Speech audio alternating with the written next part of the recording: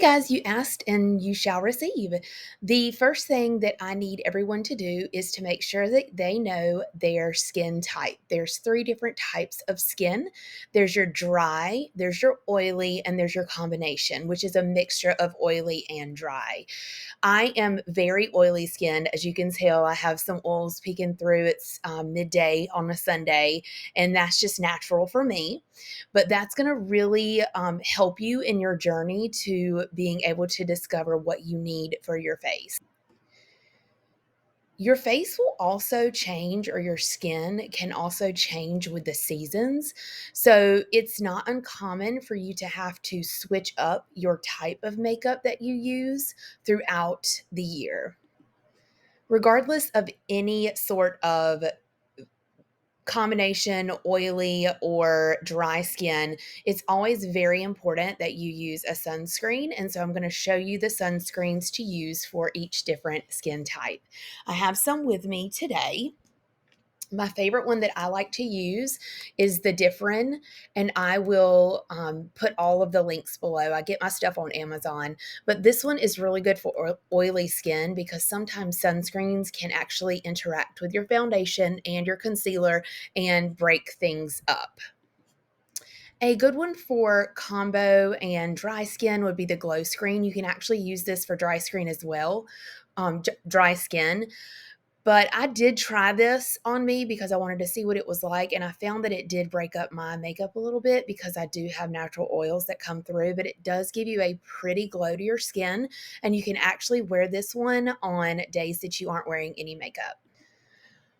Once you have done your sunscreen, I typically skip the primer and go straight for a setting spray. Yes, I said a setting spray. Typically, you have a setting spray at the end of your makeup routine, but I always start at the beginning so that it can be a good tacky base.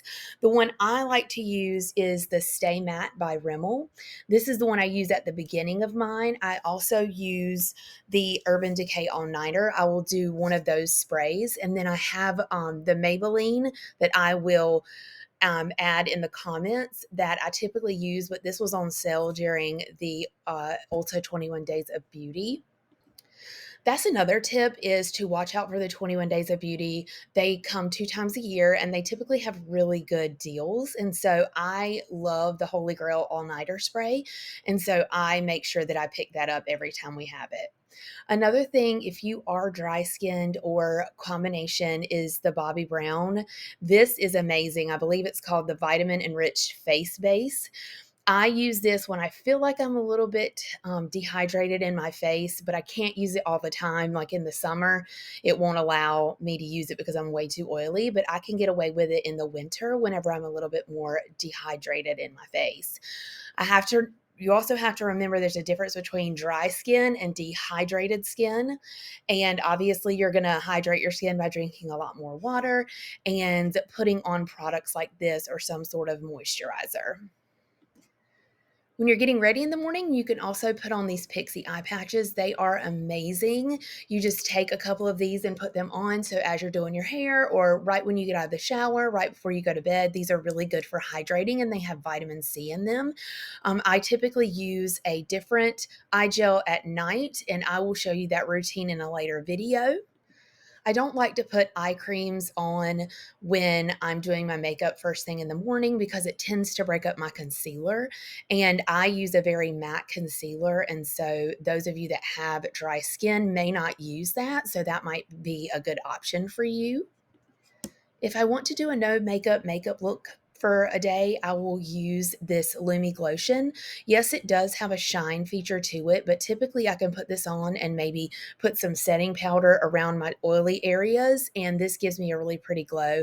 I would not use this if you are a full makeup queen like myself, and just having this on going to the gym just makes me feel like I'm a little bit more put together.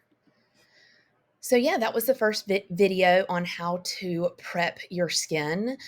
The next video I will probably do is on foundation, color correcting, and concealer. Those are all very different products and they do very different things. So be on the lookout for that.